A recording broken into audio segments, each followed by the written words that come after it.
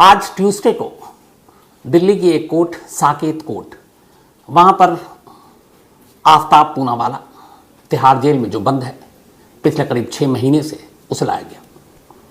Court में आज पेशी इसलिए थी कि जनवरी में दिल्ली पुलिस ने एक चार्जशीट दाखिल की थी कोर्ट के अंदर।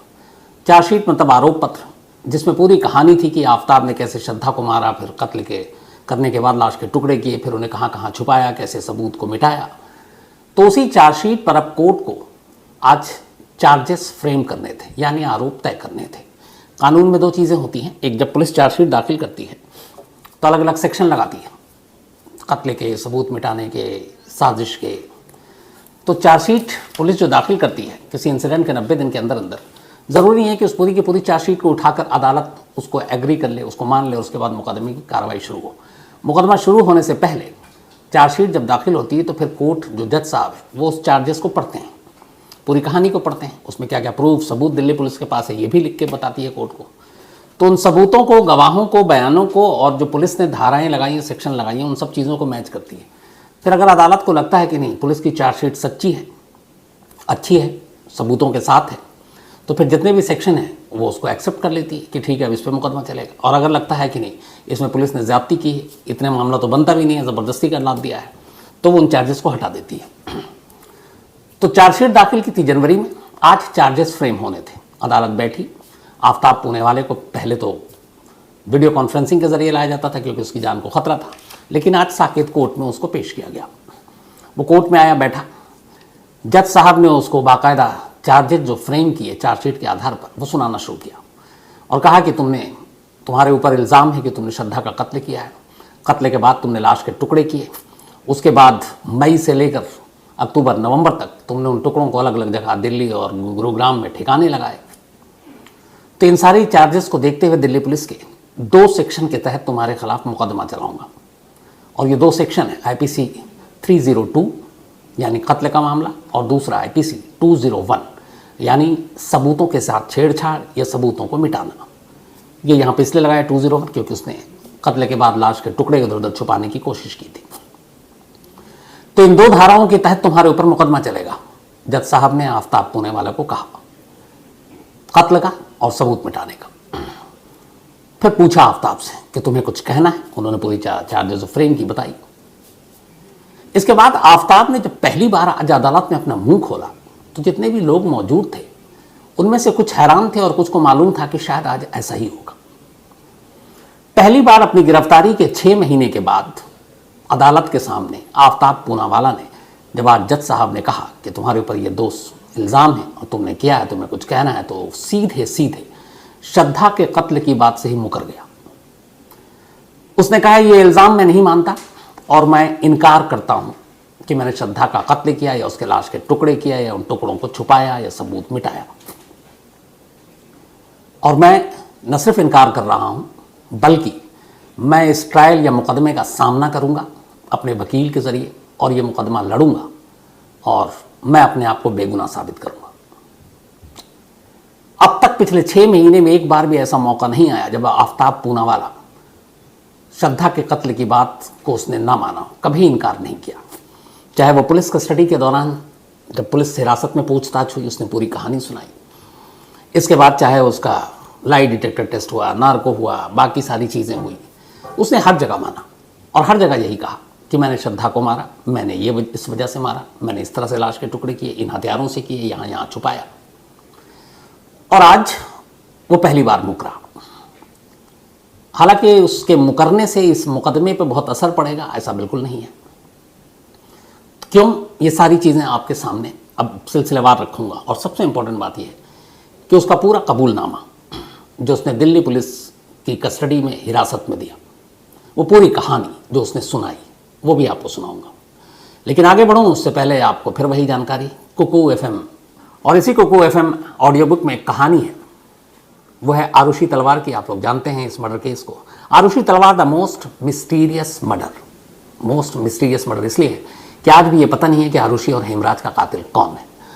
तो इस मोस्ट मिस्टीरियस मर्डर केस यानी Aarushi Talwar the most mysterious murder case Kuku FM audio book पर मौजूद, इसे ज़रूर सुनिए। और ये जो कुकू FM ऐप है, ये ऑडियो शो प्लेटफॉर्म है, देश का बेस्ट है, जिसके 15 लाख से ज़्यादा एक्टिव हिंदी पेड सब्सक्राइबर है और यहाँ हर महीने लगभग 4200 आवर्स के कंटेंट के साथ ये लगातार इनकी जो खजाना है वो बढ़ रहा है। कुकू एफएम ऐप पर 10,000 से ज़्यादा ऑडियो बुक हैं जिसे आप कहीं भी कभी भी सुन सकते हैं, हिंदी में भी सुन सकते हैं, अलग अलग भाषा में सुन सकते हैं। इसमें biography, business, crime, entertainment, politics, तमाम ऑडियो बुक है। क्राइम तक फैमिली के लिए खास एक ऑफर है। कुकू एफएम ऐप के पहले महीने के सब्सक्रिप्शन पर पूरी क्राइम तक फैमिली के लिए 30% डिस्काउंट है, यानी 30%। यानी पहले महीने के लिए सिर्फ 69 रुपए में, 69 रुपीज में आपको 10,000 ऑडियो बुक का एक ऐसा खजाना मिलेगा जिसे आप जहां चाहें जब चाहें सुन सकते हैं। क्राइम तक फैमिली के लिए नीचे दिए गए डिस्क्रिप्शन में लिंक है, कूपन कोड है crime30 और बस इस crime30 का इस्तेमाल करें और पहले महीने के लिए 30% डिस्काउंट पाएं, यानी कि 99 रुपीज़ का जो सब्सक्रिप्शन है वो 69 रुपीज़ में आपको मिलेगा। तो ये बात रही कुकू एफएम के बारे में। अब आफ्ताब पूनेवाला अदालत और उसकी कहानी। मैंने शायद पहले भी कहा था कि आफ्ताब पूनेवाला जब ट्रायल शुरू होगा तो अदालत में मुकर जाएगा। मैं क्या, जितने भी कानून के जानकार हैं वो भी ये बात जानते हैं। तो अब तक वो क्यों इकरार करता रहा पुलिस कस्टडी में या फिर इधर उधर जितने भी साइंटिफिक उसके टेस्ट हुए, क्यों? यहां तक कि एक बार अदालत में जब उसकी पुलिस हिरासत मांगी जा रही थी, उसे कोर्ट में पेश किया गया, तब भी वो वहां उसने जज साहब के सामने कहा था। जज साहब ने यूं ही पूछ लिया कि तुमने मारा है, जो तुम एक्सेप्ट करते हो? उसने कहा मैंने मारा श्रद्धा को, कोर्ट के अंदर। तो फिर जब इतनी बार वो एक्सेप्ट कर चुका तो आज मुकरा क्यों? दरअसल आफ्ताब बहुत होशियार है। बोलने में तो आपने सुना ही होगा इधर उधर से, माहिर, कॉन्फिडेंट, और कानून का पूरा उसको पैंतरा मालूम है। उसने सारी चीज़ें शायद पढ़ रखी हैं और इसीलिए उसे मालूम था कि कब कहाँ कहाँ इनकार करना है और कहाँ कहाँ इकरार करना है। और उसे ये भी पता था कि कहाँ इकरार करने से कोई फ़र्क नहीं पड़ेगा और कहाँ इनकार करने से बहुत फ़र्क पड़ेगा। पुलिस हिरासत के दौरान दिए गए बयान के बारे में उसे मालूम था कि इस बयान की जब ट्रायल शुरू होगा तो उसकी कोई अहमियत नहीं है। उसे तमाम फॉरेंसिक, चाहे वो लाई डिटेक्टर हो, नार्को हो या बाकी चीज़ें, उसे ये भी पता था कि ये रिपोर्ट अदालत में एडमिसिबल नहीं है, मान्य नहीं है, तो इनकी कोई औकात नहीं है। उसे ये भी मालूम था कि जब उसकी पुलिस कस्टडी के दौरान कोर्ट में पेश किया गया तो उन जज साहब के सामने भी जो उसने कहा कि मैंने मारा, उसकी भी कोई अहमियत नहीं है, क्योंकि वो जज सिर्फ पुलिस कस्टडी के लिए बैठे हुए थे, न कि मुकदमे की सुनवाई कर रहे थे। असली मुकदमा जब शुरू होगा और तब उसका बयान उस वक्त सबसे इंपॉर्टेंट होगा। और वो पहला दिन आज था जब चार्जेस फ्रेम हुआ, अदालत में पूछा और वो साफ मुकर गया। ये उसकी इस पूरी प्लानिंग का हिस्सा था, ताकि वो पुलिस की मार, पुलिस कस्टडी में जो टॉर्चर होता है उन सारी चीज़ों से बच जाए, पुलिस उससे ज़्यादा परेशान ना करे, ऐसा लगे कि सब कुछ तो प्यार से बता रहा है। और जब जहाँ से मुकदमे की कार्रवाई शुरू होगी तब वो फिर अपना रंग दिखाए, और उसने सेम वही किया। उसे पता था कि अगर यहाँ पे आज उसने एक्सेप्ट कर लिया 302-201 जो उस पर चार्जेस लगाए गए हैं, तो फिर ये मुकदमा बड़ा आसान हो जाएगा। हालांकि ऐसा नहीं कि उसका एक्सेप्ट करते ही आज ही फैसला आ जाएगा, लेकिन ये है कि खुद अदालत एक माइंडसेट एक तैयार हो जाएगी कि खुद जो मुलजिम है उसने इकरार कर लिया, तो बहुत वक्त नहीं लगता, थोड़ा कम वक्त लगता और मुकदमे का फैसला आ जाता। और इसीलिए उसने वक्त खरीदा एक तरह से इनकार करके। अब उसके इनकार करने से इस केस का क्या होगा? क्या आफ्ताब बच जाएगा? क्या आफ्ताब को कम सज़ा होगी? क्या मामला लंबा खींचेगा? यही सारी चीज़ें आपके सामने रखूँगा। लेकिन सबसे पहले, आफ्ताब आज बेशक मुकर गया, लेकिन आफ्ताब ने जो पुलिस को पूरा स्टेटमेंट दिया था वो पूरी कहानी मेरे पास है। उस कहानी 6 महीने की कहानी है। इन 6 महीने की कहानी में उसने क्या क्या कुछ पुलिस के सामने कहा, इकरार किया, पहले आपको ये सुनाता हूँ। थोड़े बहुत शब्द इधर उधर होंगे, लेकिन ये लगभग पूरी वही कहानी है जो आफ्ताब ने पुलिस को पूछताछ में बताया। जब इंट्रोगेशन शुरू हुआ उसके बाद दिल्ली पुलिस ने पूछा था आफ्ताब से कि क्या तुम श्रद्धा को जानते हो? तब उसने कहा था कि हाँ, श्रद्धा मेरी गर्लफ्रेंड है। और उसने ये बताया कि जब मेरी पहली मुलाकात थी वो 2019 में हुई थी, और एक बम्बल ऐप के ज़रिए। फिर उसके बाद हम दोनों में दोस्ती हुई, प्यार हुआ, फिर हम दोनों रिलेशनशिप में आ गए। 3 साल तक हम दोनों का रिलेशनशिप चला। उसके बाद बैक पैकिंग ट्रिप के ज़रिए वो लास्ट ईयर दिल्ली आए दोनों, और फिर दिल्ली में रहने लगे। तो ये उसने श्रद्धा के साथ जो उसके जान पहचान थी नहीं थी उसके जवाब में बताया। अब पुलिस ने पूछा कि अच्छा ये बताओ 2022 17 या 18 मई को क्या हुआ, याद है तुम्हें कुछ? तब उसने कहा कि 17 मई को दिल्ली के जो छतरपुर पहाड़ी इलाका है वहां पे उन्होंने नया घर लिया था और उस घर में ये दोनों आए थे, आफ्ताब और श्रद्धा। और उसी दिन श्रद्धा किसी और के साथ डेट पर गई थी। फिर श्रद्धा वहां से लौटी नहीं। उसके बाद वो किसी और के साथ, अपने फ्रेंड के साथ वहां से चली गई। और फिर उस रात वो आई नहीं। नेक्स्ट डे वो आई 18 मई को। 18 मई को जब आई तो उसके बाद लड़ाई हुई कि तुम रात कहाँ थी, किसके साथ थी। फिर 18 मई को झगड़ा इस बात पे भी था कि आफ्ताब को मुंबई जाना था, क्योंकि अब दोनों का ब्रेकअप हो चुका था। उसने बताया कि अब श्रद्धा के साथ वो रिलेशनशिप में नहीं थे, हालांकि एक साथ थे, लेकिन अब ब्रेकअप हो गया था। तो जो मुंबई में इन्होंने किराए का घर ले रखा था, जहां ये दोनों रह रहे थे दिल्ली आने से पहले, उस घर में कुछ सामान पड़े हुए थे घरेलू। अब यहाँ ज़रूरत थी दिल्ली में उन सामान की। तो उसने कहा कि आफ्ताब को कि तुम जाओ, ट्रेन की टिकट भी थी बुक, और वो सारा सामान उठा कर लाओ और उस घर का जो हिसाब किताब है, किराया वराया, मकान मालिक से वो ख़त्म करो, क्योंकि 2 जगह तो किराया दे नहीं सकते। तो आफ्ताब ने बहाना कर दिया कि मैं अभी मुंबई नहीं जाऊँगा। इस बात पर और झगड़ा हुआ। फिर इसी झगड़े के दौरान बात बढ़ गई। शाम का वक्त था और बात बढ़ते बढ़ते इस हद तक बढ़ गई कि फिर दोनों में मारपीट हुई। मारपीट के बाद गुस्से में आफ्ताब ने कहा कि उसने श्रद्धा का गला पकड़ लिया और फिर उसका गला घोंट दिया। थोड़ी देर के बाद ही उसको एहसास हो गया था कि श्रद्धा मर चुकी है। फिर पुलिस ने पूछा कि चलो श्रद्धा मर गई, उसके बाद तुमने क्या किया। तब उसने बताया कि मैंने उसकी लाश के टुकड़े किए।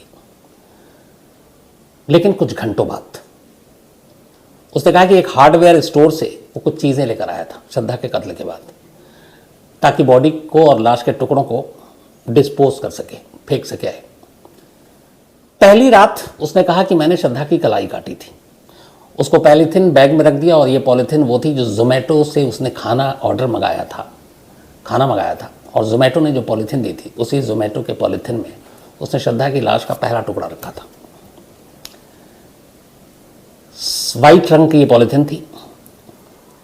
18 की रात को ये हुआ। फिर 19 मई को उसने कहा कि वो बहुत सारे कुछ बैग लेकर आया, बाकी सामान लाने गया, कैंची लिया, टूल्स लिया, रूम फ्रेशनर लिया, ड्रेस बैग्स लिया, और फिर कुछ और स्टोर में गया और एक फ्रिज खरीदा।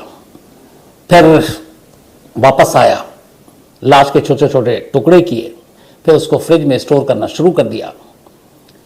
19 मई निकल गई। फिर 20 तारीख आई। 20 तारीख को उसने श्रद्धा का धड़ काटा, फिर पेट से अंतड़ियों को निकाला, पॉलीथिन बैग में रखा, फिर उसको भी डिस्पोज ऑफ किया। फिर 20 मई को ही वो दोबारा स्टोर गया और बाहर जाने के बाद फिर वो किसी से मिलने के लिए भी गया। पीछे सारी बॉडी अभी घर के अंदर रखी हुई है। और जब वो बाहर किसी से मिलने गया तब उसने श्रद्धा का सिर और धड़ उसको अलग कर दिया था तब तक, और उन दोनों को भी फ्रिज में रख दिया था। फिर वो बाथरूम को उसने साफ किया, और बाथरूम साफ करने के बाद वो किसी और से मिलने गया। इसके बाद धीरे धीरे उसने कहा कि मैंने लाश के टुकड़ों को ठिकाने लगाना शुरू किया था। पुलिस ने पूछा कि क्या तुमने ठान रखा था कि तुम श्रद्धा को मारोगे, क्योंकि तुम दोनों का ब्रेकअप हो गया था, झगड़ा हो रहा था, लड़ाई हो रही थी, श्रद्धा किसी और दोस्त के साथ चली गई थी, तो तुमने मतलब सोच समझ कर श्रद्धा को मारा। इसका जवाब दिया था आफ्ताब ने कि नहीं, मैंने पहले से नहीं सोचा था कि मैं कत्ल करूँगा, ये अचानक हो गया, गुस्से में हो गया, झगड़ा हुआ। और उसका ये भी था कि हम लोगों का इधर दिल्ली या फिर उत्तराखंड या हिमाचल जाने का भी कभी कोई प्रोग्राम नहीं था मुंबई में, ये भी अचानक बना था। और फिर इस घर में भी आने का कोई प्रोग्राम नहीं था महरौली के, वहाँ पे भी अचानक हो गया। यहाँ आकर मैं श्रद्धा का मर्डर करूँगा, ये भी मैंने यहाँ आने से पहले नहीं सोचा था। हाँ, इससे पहले मैं श्रद्धा के साथ बहुत लड़ा, बहुत वायलेंट हुआ, कई बार मारा पीटा, ये उसने एक्सेप्ट किया। फिर उससे पूछा पुलिस ने कि चूँकि सबसे इंपॉर्टेंट पार्ट था ये, कैसे बताओ तुमने कत्ल किया, उसके बाद लाश के टुकड़े किए, तुमने फ्रिज में अलग रखने शुरू किए, लाश के टुकड़े कब कब कहाँ कहाँ फेंके और कैसे फेंके। उसने इसका जवाब दिया कि उसने जो सबसे पहले श्रद्धा की लाश के जिस टुकड़े को ठिकाने लगाया था वो श्रद्धा की जांघ थी, थाई, और उसको उसने मेट्रो ब्रिज के पास एक जंगल है वहीं महरौली में, वहाँ उसने फेंका था।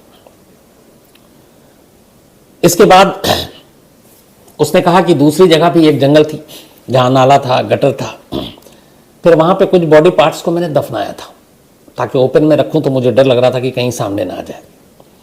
एक तो वो निरोला आइसक्रीम ब्रांड है, उसके पास ही एकदम उसने एक बॉडी पार्ट्स को ठिकाने लगाया था।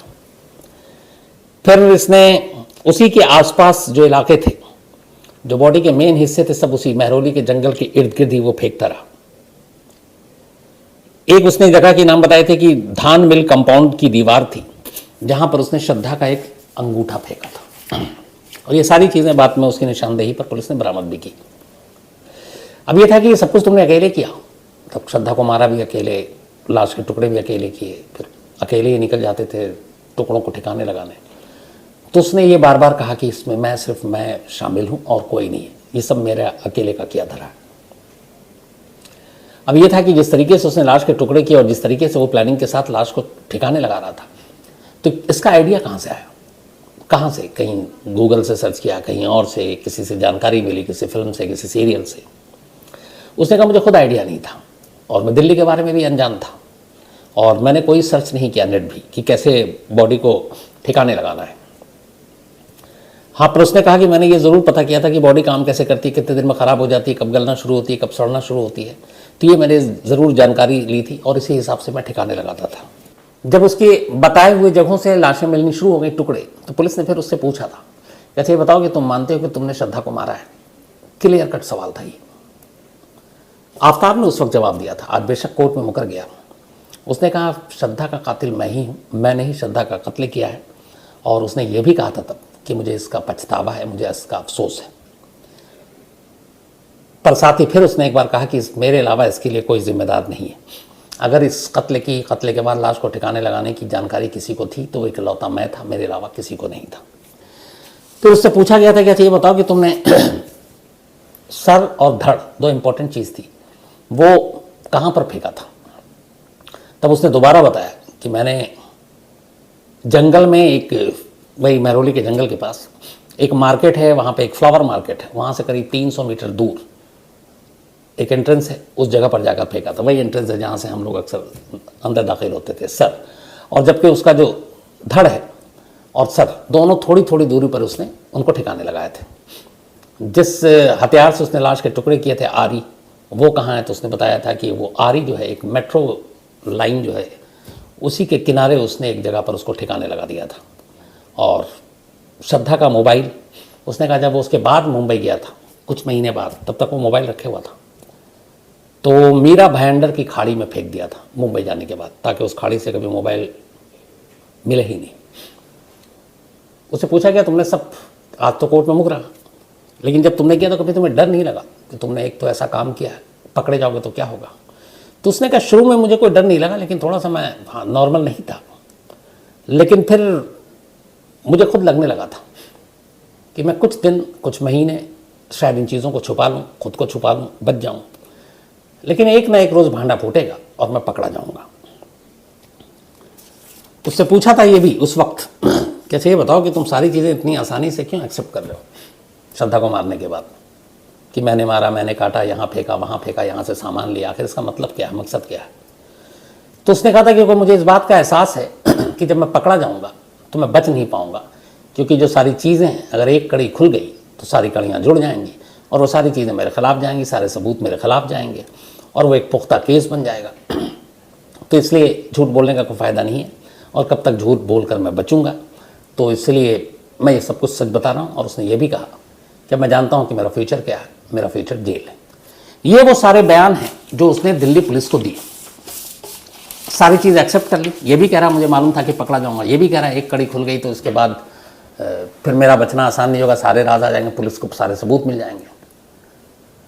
लेकिन अब 6 महीने के बाद वही आफ्ताब पूनावाला आज कोर्ट के अंदर मुकर गया। अब सवाल है कि इस बयान का क्या मतलब है जो उसने सारे एक्सेप्ट किए थे। तो अगर कानून की नज़र से देखें, जो मैं शुरू से कह रहा था कि वो ऐसा क्यों कर रहा है, हर क्रिमिनल यही करता है, जब वो पुलिस कस्टडी में होता है, जब तक जेल नहीं जाता जुडिशियल कस्टडी में, कोशिश करता है कि पुलिस को गुमराह करे और जल्दी से जल्दी उनसे अपना पीछा छुड़ाए, उनके साथ बहुत अच्छा बर्ताव करेगा, ऐसा लगेगा कि सब सच बोल रहा है। और उसने ये सब किया भी, थोड़ा शुरू में घुमाया, लेकिन फिर जहाँ जहाँ लाश के टुकड़े थे वहाँ पुलिस को ले गया, उन सारी चीज़ों को दिखाया, उसके बताए जगहों से वो लाश के टुकड़े बरामद भी हुए। लेकिन होशियार इतना था कि उसे कानून की पूरी जानकारी थी, वो पढ़ता लिखता था पूरा कि कब कहाँ क्या कहने का क्या मतलब होता है, और इसीलिए वो सब कुछ बोलता गया और इंतज़ार कर रहा था ट्रायल कब शुरू होगा। आज जैसे ही ट्रायल का पहला दिन जब चार्ज फ्रेम हुए, अब अभी हालांकि मुकदमे की अभी शुरुआत होगी, विटनेस आएंगे, सबूत रखे जाएंगे, क्रॉस एग्जामिन होगा, लेकिन आज तो सिर्फ चार्जेस फ्रेम उसको बताया गया और पहले दिन उसने अपना असर और रंग दोनों दिखा दिया कि मैं इनकार करता हूँ इन सारे चार्जेस से, मैं बेकसूर हूँ।